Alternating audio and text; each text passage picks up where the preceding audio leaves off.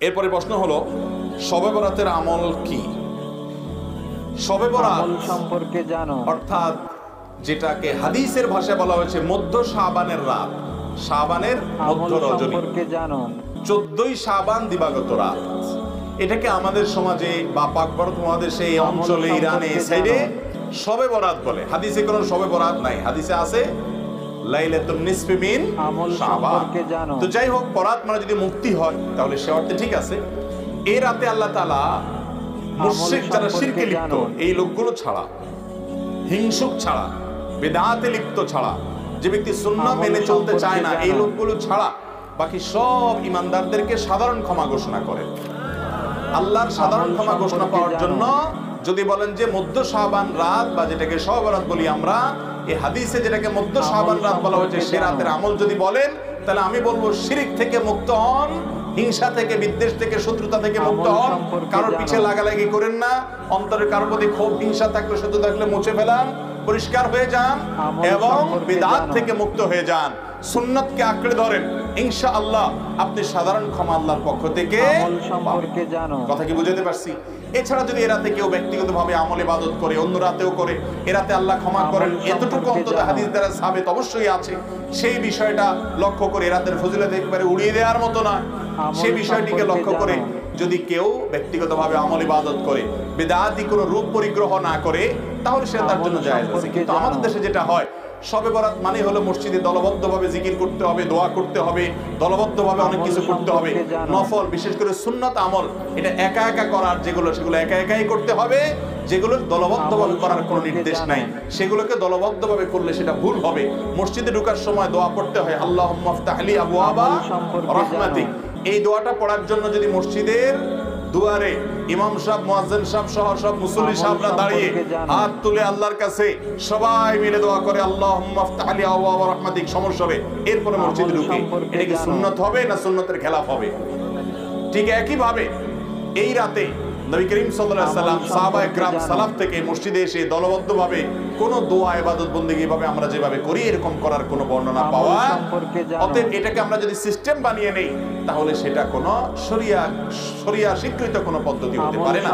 বিধায় ইরানকে কেন্দ্র করে অনেক কাজ, বেশিরভাগ কাজগুলো আমাদের সমাজ যত কাজ প্রচলিত আছে সবরাতকে কেন্দ্র করে বেশিরভাগই কোনো এগুলোর কোনো অস্তিত্ব হাদিসে খুঁজে পাওয়া যায় না। যেমন হালুয়া খান, সবরাত মানে হালুয়া, এটা তো একটা কমন আইটেম। ভাই হালুয়া কারো খাইতে চাইলে খান, ভিন্ন কথা, কিন্তু এই রাতে খাইতে হবে এই হাদিস বানায়া, জাল হাদিস বানায়া খাওয়া জায়েজ নাই। আপনি এমনি অন্য সময় খান, এই রাত্রেও খান, কিন্তু আপনি অন্য কোনো সময় খান না। এটা মেয়েটার খাওয়ার ফজিলত বানাইছেন কি, যে নবীজির দাঁত ভাঙছে সেজন্য হালুয়া খাইছে, তাই আমরা ভালো দাঁত নিয়ে হালুয়া খাইতেছি।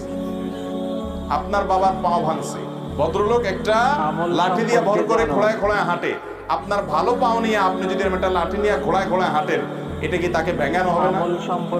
এই ভেঙানোর কারণে এটা কি বাপের সম্মান দেয়া হবে নাকি তার সাথে তামাশা করা হবে? আর দ্বিতীয় কথা হলো নবী করিম সাল্লাল্লাহু আলাইহি ওয়াসাল্লামের উহুদের যুদ্ধ এই শাবান মাসে বা তার আগের মাসে হয়ই নাই যে তিনি হালুয়া খাইছেন। বিধায় এই সমস্ত জাল হাদিস আমরা আমল করব না। এই উপলক্ষে আপনার আতশবাজি করা সহ অনেক ভুলভাল কাজ আছে, সেগুলো আমরা করব না। বাকি রাতে আল্লাহ তাআলা মানুষকে ক্ষমা করেন, আপনি আল্লাহর কাছে ক্ষমার আশা করেন, শিরক থেকে এবং হিংসা থেকে, বিদআত থেকে নিজেকে পরিচ্ছন্ন করেন, আল্লাহর কাছে দোয়া করেন, সেটা ভিন্ন বিষয়। আল্লাহ তাআলা আমাদেরকে বুঝার তৌফিক দান করুন। আবে বরাত বলেন আর লাইলাতুন নিসফি মিন শাবান বলেন, চাইতে বড় ইবাদত হচ্ছে রোজা রাখা। নবীজি নিজে রোজা রাখতেন, হযরতে আয়েশা থেকে বর্ণিত, তিনি বলেন বিশ্বনবী শাবান মাস আসলে এত বেশি রোজা রাখতেন মনে হতো রমজান এসে পড়েছে। আমাদের এই আমলের খোঁজ নেই, খালি হালুয়া রুটি খুঁজতেছে। তাহলে শবে বরাত বলেন, লাইলাতুন নিসফি মিন শাবান বলেন, এটা পালন করার উত্তম পদ্ধতি আপনাকে রোজা রাখা লাগবে সামর্থ্য অনুযায়ী। এই কথা বলে দেখেন কেন রোজা রাখা লাগবে? ফামান শাহিদা মিনকুম আশ-শাহরা ফালিয়াসুমহু। আল্লাহ পাক বলেন এই মাসের পরে যে মাস আসছে তার নাম রমজান, আর ওই মাস যদি কেউ পেয়ে যায় সে যেন অবশ্যই রোজা রাখে। এই কারণে শাবান আর রজব এটা রমজানের ট্রেনিং। আপনি মাসে বেশি বেশি রোজা রাখেন, এইটাই সুন্নাত। শুধু হালিয়া রুটি খেয়ে সারা রাত জেগে গল্প গুজব করে সময় নষ্ট করার নাম লাইলাতুন নিসফি মিন শাবান না। আপনি কান্নাকাটি করতে পারেন রাতে, নফল ইবাদতের ভেতরে নামাজ পড়তে পারেন, নির্ধারিত না যে 12 রাকাত 16 রাকাত 22 রাকাত পড়তেই হবে না। আপনার শরীরে যতটুকু খোলায় পড়েন, যদি 2 রাকাত পড়ে মনে হয় জানা এখন কোরআন পড়লে ভালো লাগবে পড়েন, কোরআন শরীফ 2 পারা পড়ে যদি মনে হয় না একটু জিকির করেন, কোনো অসুবিধা নেই, কারণ এটা ফরজও না ওয়াজিবও না, এটা নফল জিনিস। কি জিনিস? এরপরও যদি নিরসন না কাটে আমি জানবো যে আপনার কপালের দোষ।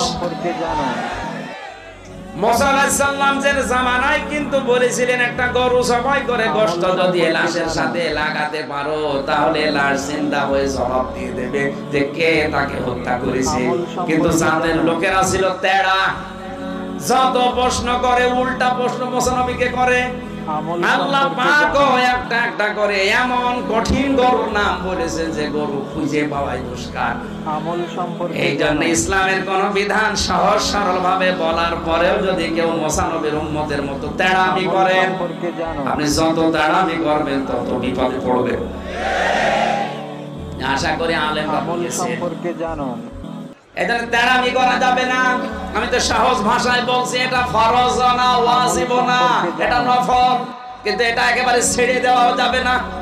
আজ আহলে হাদিসের নাম নিয়ে কিছু মানুষ বের হয়েছে, এটারে গুরুত্বই দেয় না, ছেড়েই দিয়ে দিয়েছে। আর একেবারে যারা পাকাপাকি মুসলমান দাবি করে ওরা বলে না, এটা আবার কঠিন ফতোয়া দিয়েছে, এর আবার নাম দিয়েছে মিঠা সুন্নি, গরম সুন্নি, ঠান্ডা সুন্নি।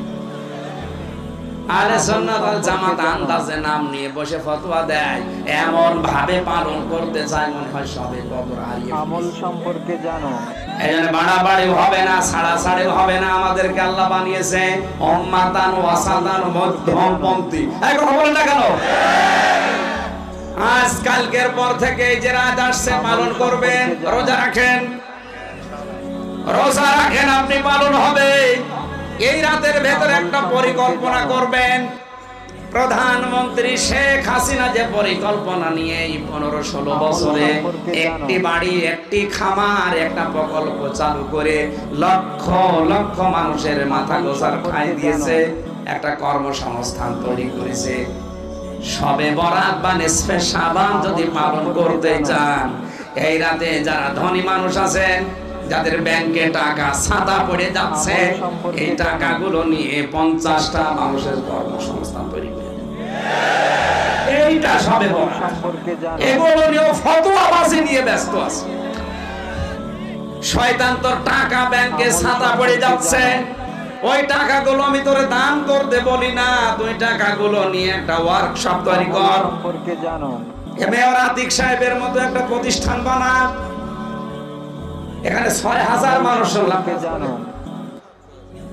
এরকম 5000 মানুষের কর্মসংস্থান আমি তৈরি করে দেব। আমার দেশের লোক বাইরে গিয়ে রাস্তা ছাড় দেবে, কেন এই দেশে কাজ করতে পারে না? আমাদের আজকের এই শবে বরাতের শিক্ষা হবে এইটা, যারা ধনী মানুষ আছেন, মেয়র আতিক সাহেবের মতো অন্তত 5000 মানুষের কর্মসংস্থান আমি তৈরি করব, একটা মাছা গোজার মতো ঠাঁই বানাবো, একটা কর্মজীবন তৈরি করে দেব, আল্লাহর আরশ খুশি হয়ে যাবে। এসব ধান্দায়ও নেই, ও আছে শুধু ফতোয়া দিয়ে কি করে এটা তুলে ফেলা যায়, আর বাড়াবাড়ি করে কি করে নিজের নাম ফোটানো যায়, ওর দাঁত মুখ খুলে ফেলা যায়। প্রিয় ভাইরা, যে কথা বলতে এখানে আসলাম, এক বাড়াবাড়ি সম্পর্কে জানো, ছাড়াছাড়ি, এর মাঝখানে কি একটা ফজিলত জানলাম, শাবান মাস মানে এই মাসে নবীজি বেশি আমল সম্পর্কে জানো। তাহলে আমরা কি করব এই মাসে ভাই? 1 নাম্বার কাজ, বেশি বেশি রোজা রাখার চেষ্টা করব ইনশাআল্লাহ, আল্লাহ তৌফিক দান করুন। আমল সম্পর্কে জানো। এবার আরেকটা পয়েন্ট বলি, সামনে রমাদান মাস, রমজান মাস আসলে আমরা মাশাআল্লাহ পরিপূর্ণ মুসলিম হওয়ার চেষ্টা করি, কিন্তু সারা বছর এটা ধরে রাখতে পারি না। রমজান মাসে যে নামাজ পড়ে না সে মসজিদে যায়, দেখা যায় যে জুমার নামাজও পড়ে না, ও তারাবির নামাজ পড়তে যায়, যায় কি না? ওই দিন গিয়ে বলে এসি দেন, ইমাম সাহেব এসি অন করে, তাই না? সারা বছর তো আসলে ওই দিন গিয়ে ইমাম সাহেব এসি বন্ধ কেন, এই মুয়াজ্জিন সাহেব ফ্যান দেন, তখন ওখানে গিয়ে মানে কি বলবো, আমল সম্পর্কে জানো। যাক, তারপরেও যে মসজিদে আসছে আমরা দোয়া করি আল্লাহ হেদায়েত দান করুন। আমল সম্পর্কে জানো, পিছনে ফিরাই দিব না, দিব। এখন রমজান মাস আসলে আমল আমরা মাশাআল্লাহ সম্পর্কে জানো। রোজা রাখি, মানুষকে ইফতার করাই, দান সদকা করি, আমরা যাকাত দেই, তারাবি পড়ি, কোরআন তেলাওয়াত করি, আমল আমরা সম্পর্কে মাশাআল্লাহ অনেক জানো। আমল করি। এই আমলগুলো কি একবারে ধাপাস করে ধরে ফেলা সম্ভব? না একটা আমল আস্তে আস্তে সম্পর্কে ট্রেনিং প্রসেস জানো। লাগে? একটা ফ্যান চালু করবে, ফ্যানটা কি শুরুতেই ধাপাস করে ঘুরতে শুরু করবে, নাকি আস্তে আস্তে আমল সম্পর্কে মোমেন্টাম জানো। ধরবে? কোনটা? আস্তে আস্তে সে গতি পারবে না, ধীরে ধীরে গতি পাবে। ঠিক শাবান মাসে আমল এত বেশি সম্পর্কে রোজা রাখা, জানো। ইবাদত করার অর্থ কি? যাতে রমজান মাসে আপনি পরিপূর্ণ ইবাদত করতে পারেন। বুঝতে পারছেন কথা? আমল রমজানে গিয়ে তো সম্পর্কে জানো। শুরুতেই সব ইবাদত ধরে ফেলা সম্ভব হবে না। মনে করেন আগামীকাল পহেলা রমাজান, আজকে থেকে আপনি সব আমল ইবাদত একসাথে করতে সম্পর্কে পারবেন। জানো। তখন কি আপনি বেগ পেতে হবে, কিন্তু একটা মাস আগে থেকে যদি ট্রেনিং নেন, ইনশাআল্লাহ রমজান মাসে ইজি হয়ে আমল যাবে। সম্পর্কে জানো। এটা একটা কারণ নবী সাল্লাল্লাহু আলাইহি ওয়াসাল্লাম শাবান মাসে বেশি বেশি রোজা রাখতেন, আমল করতেন। আমল আল্লাহ পাক সম্পর্কে আমাদের জানো। সবাইকে শাবান মাসে বেশি বেশি আমল করার তৌফিক দান করুন, যাতে রমজান মাসে গিয়ে আমরা আমল সুবিধা পাই, সম্পর্কে জানো। রমজান মাসের হকটা আদায় করতে পারি। এবার এই মাসে আমল নবী সাল্লাল্লাহু সম্পর্কে আলাইহি জানো। ওয়াসাল্লাম কি বলেছেন একটা হাদিস থেকে আগে বুঝি। এই হাদিসটা সহ অনেক হাদিসে আমল সম্পর্কে এই একই রকম জানো। কথা এসেছে এবং এই হাদিসটা বিশুদ্ধ। এটাকে অস্বীকার করলে হাদিস অস্বীকারী হয়ে যাবে। আমল সম্পর্কে জানো। বাড়াবাড়ি গ্রুপ, ছাড়াছাড়ি গ্রুপ, উভয়ের জন্যই নসিহত। নবী সাল্লাল্লাহু আলাইহি আমল ওয়াসাল্লাম বলেছেন, সম্পর্কে ইন্নাল্লাহ জানো। তাআলা, নিশ্চয় আল্লাহ রাব্বুল আলামিন, লা ইয়াত্তালিউ ফি লাইলাতিন নিসফি আমল মিন সম্পর্কে জানো। শাবান মাসের মধ্য রজনীতে আল্লাহ রাব্বুল আলামিন তার রহমতের দৃষ্টি প্রশস্ত করেন। সুবহানাল্লাহ। আমল সম্পর্কে জানো। আল্লাহ পাক সবে বরাত মানে আমরা যেটা বুঝি প্রচলিত অর্থে লাইলাতুন নিসফি মিন শাবান, আমল সম্পর্কে শাবান জানো। মাসের মধ্য রজনী, যে 15 শাবানের এই যে রজনী, এই রাতে আল্লাহ রাব্বুল আলামিন তার সৃষ্টির আমল দিকে সম্পর্কে তার জানো। রহমতের দৃষ্টিটা প্রশস্ত করে দেখেন, প্রশস্ত করেন এবং ওয়াগফিরু সম্পর্কে লিজামিই জানো। খালকিহি, আল্লাহ পাক তার সমস্ত সৃষ্টিকে maaf করে দেন। আল্লাহ পাক কি করেন? আমল সম্পর্কে তার জানো। সমস্ত সৃষ্টিকে কি করেন? মাফ করে দেন। কথাটা ভালো করে বোঝেন। আল্লাহ পাক তার আমল সমস্ত সম্পর্কে সৃষ্টিকে জানো। মাফ করে দেন, ইল্লা, তাদেরকে ব্যতীত। এক, ইল্লা লিমুশরিকিন, আমল সম্পর্কে এক জানো। নাম্বার যে ব্যক্তি মুশরিক, যে শিরক করে আল্লাহর সাথে, যে আল্লাহর সাথে শিরক করে। আর দুই, আমল সম্পর্কে জানো। মুশাহিনিন, যে ব্যক্তি অন্তরে মানুষের সাথে বিদ্বেষ পোষণ করে, হিংসা বিদ্বেষ মনে আছে, আমল এরকম ব্যক্তি সম্পর্কে এবং জানো। মনের মধ্যে শিরক আছে, শিরকি আকীদা, মুশরিক, এই দুই শ্রেণীর মানুষ ছাড়া আল্লাহ পাক আমল সমস্ত সম্পর্কে মানুষকে জানো। মাফ করে দেন। তাহলে এই রাতের ফজিলত প্রমাণ হলো কিনা? রাতের ফজিলতটা প্রমাণ আমল হলো কিনা? সম্পর্কে জানো। এখন এর ব্যাকআপ আরো অনেকগুলো হাদিস আছে, ওই সবগুলো হাদিসকে একত্রিত করলে আমল এমনই সম্পর্কে conclusion জানো। আসে। এছাড়াও আরো কিছু দুর্বল হাদিস আছে, এগুলো দুর্বল, সনদগতভাবে আমল অন্যভাবে দুর্বল। সম্পর্কে জানো। ওখানে আরো কিছু পয়েন্ট পাওয়া যায় যে আর কাকে কাকে আল্লাহ পাক মাফ করেন না। আমল সম্পর্কে সবাইকে তো মাফ জানো। করেন, আর কাকে কাকে করেন না। এই হাদিসে দুটো পেয়েছি, এটা একদম অকাট্য। এটা হলো মুশরিক, আমল আল্লাহ পাক মাফ সম্পর্কে করেন না। জানো। দুই, যে অন্তরে হিংসা বিদ্বেষ পোষণ করে, হিংসা বিদ্বেষ আছে, এদেরকে আল্লাহ মাফ করেন না। আমল আরো কিছু সম্পর্কে জানো। দুর্বল বর্ণনা থেকে পাওয়া যায়, এটা দুর্বল বর্ণনা, কিন্তু জেনে রাখতে তো সমস্যা নাই। সমস্যা আছে? আমল সম্পর্কে জানো। পাপ্তপাপী, দুর্বল হাদিসে আসুক আর কঠিন হাদিসে আসুক, পাপ্তপাপী নাকি পাপ ছাড়তে কোনো সমস্যা আছে? আমল সম্পর্কে জানো। তৃতীয় এক শ্রেণীর নাম পাওয়া যায়, যারা হচ্ছে আত্মহননকারী, নিজেরা নিজেদেরকে আত্মহত্যা করেছে, আমল এদেরকে আল্লাহ সম্পর্কে মাফ। জানো। আত্মহনন বোঝেন কিনা? আত্মহত্যা যারা করে, আত্মহনন, এটা একটা শ্রেণী পাওয়া যায়। আমল চার সম্পর্কে নম্বর একটা জানো। পাওয়া যায় আত্মীয়তার সম্পর্ক ছিন্নকারী, আত্মীয়তার সম্পর্ক ছিন্নকারী। আমল পাঁচ নম্বর একটা সম্পর্কে পাওয়া যায়, জানো। সেটা হলো মাদক দ্রব্য সেবনকারী। মাদক দ্রব্য সেবনকারী, যুবকরা খুব ভালো করে শুনুন। আমল সম্পর্কে মাদক দ্রব্য জানো। সেবনকারী আল্লাহ সবাইকে মাফ করেন, মাফ করছেন। আরেকটা পাওয়া যায়, সেটা আমল হলো সম্পর্কে যারা জানো।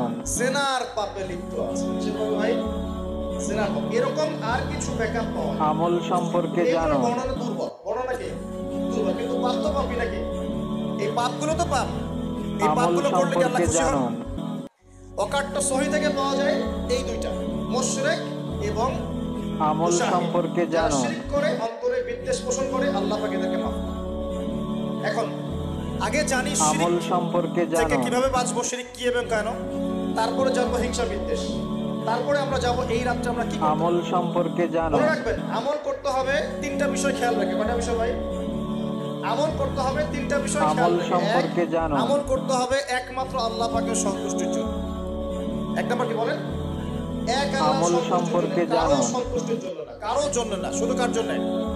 দলিল হচ্ছে ইন্নাস সালাতি ওয়া আমল নুসুকি সম্পর্কে ওয়া জানুন। মাহইয়ায়া ওয়া মামাতি লিল্লাহি রাব্বিল আলামিন ফাসাল্লি লিরাব্বিকা। আমল সম্পর্কে জানুন। দুই, আমল হতে হবে একমাত্র নবী সাল্লাল্লাহু আলাইহি ওয়াসাল্লামের সুন্নাত মোতাবেক। আমল কার সম্পর্কে সুন্নাত মোতাবেক? জানুন। নবী এবং সাহাবীদের সুন্নতের সাথে মেলে না, সেই আমল করা যাবে না। নবী এবং আমল সাহাবীদের সম্পর্কে সুন্নতের জানুন। সাথে মেলে না, সেই আমল করা যাবে না। তিন নাম্বার, আমলটা যত সুন্দরই মনে হোক, আমল আমলটা সম্পর্কে যত জানুন। সুন্দরই মনে হোক আর যত মানুষই করুক, যত মজাদার মনে হোক না কেন, নবী করেন নাই, সাহাবীদের আমল থেকে প্রমাণ নাই, সম্পর্কে আমল করবেন জানুন। না। করলে বেদাত হয়ে যাবে। কি হবে? বেদাত হয়ে যাবে। আর তিন নাম্বার হচ্ছে আমল আমল করার সম্পর্কে আগে জানুন। অবশ্যই আপনার রিজিকটাকে হালাল করতে হবে। কি করতে হবে ভাই? ব্যাস এই তিনটা শর্ত পূরণ আমল করে আমল সম্পর্কে করলে জানুন। ইনশাআল্লাহ তাআলা আমরা জান্নাতে যাব। ইনশাআল্লাহ আমরা আশাবাদী আল্লাহ পাক আমাদেরকে জান্নাত দিবেন। আমল সম্পর্কে আল্লাহ জানুন। পাক এক রাতে রহম করে সমস্ত মাখলুক সৃষ্টিকে maaf করে দিয়েছেন। শুধু আমল শিরক এবং সম্পর্কে হিংসা জানুন। বিদ্বেষ পোষণকারীকে maaf করছেন না। বুঝতে হবে এই পাপ দুটো কত। আমল সম্পর্কে জানুন।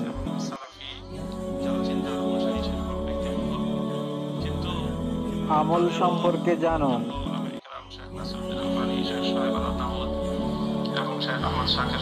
আমল সম্পর্কে জানুন। বর্তমান সময়ের স্কলার যারা তারাও বিভিন্ন হাদিসের মাধ্যমে আমল সম্পর্কে জানুন। শাবান, যে অর্থাৎ শাবান মাসের মধ্যতম রাত্রি, আমল সম্পর্কে জানুন। এই রাতে আল্লাহ পাক রব্বুল আলামিন মুশরিক ব্যক্তিকে এবং হিংসুক আমল ব্যক্তিকে সম্পর্কে জানুন। বাকি সকলকে মাফ করে দেন, গুনাহ ক্ষমা করে থাকেন। আর কোন কোন বর্ণনায় রয়েছে আমল সম্পর্কে জানুন। হত্যাকারী, অর্থাৎ তিনটি অপরাধের কথা বিশেষভাবে বর্ণিত হয়েছে। একটি হলো শিরক, আমল সম্পর্কে জানুন। অন্যায়ভাবে হত্যা করা, আর তৃতীয় হলো হিংসা পোষণ করা অন্তরের মধ্যে। এই আমল সম্পর্কে সমাজের জানুন। সবচেয়ে বড় শিক্ষা হলো এই তিনটি মহাপাপ থেকে আমরা নিজেদেরকে মুক্ত রাখবো। শিরক, আমল সম্পর্কে জানুন। প্রকাশ্য শিরকও করবো না, গোপন শিরকও আমরা করবো না। আমল সম্পর্কে জানুন। যে সকল ক্ষমতার মালিক, কুদরতের মালিক একমাত্র কে? আল্লাহ। আমল সম্পর্কে জানুন।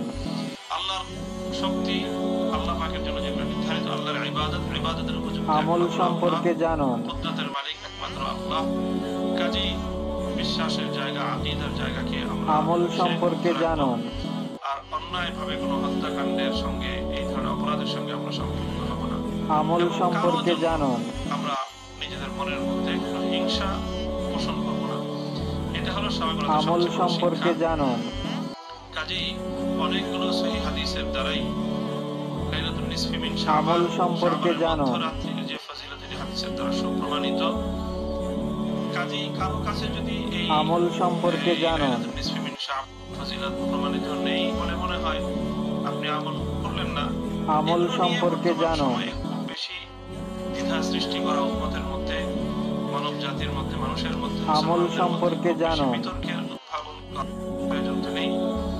কিছু মানুষ যদি আপনারা না করেন, করলেন না। আমল সম্পর্কে কিন্তু জানুন। অধিকাংশ মানুষ এই হাদিসের আলোকে লাইলাতুন নিসফি মিন শাবানের ফজিলত আমল রয়েছে, এটা সম্পর্কে বিশ্বাস জানুন। করলে এটা আপনারা লোপ করতে পারবেন না।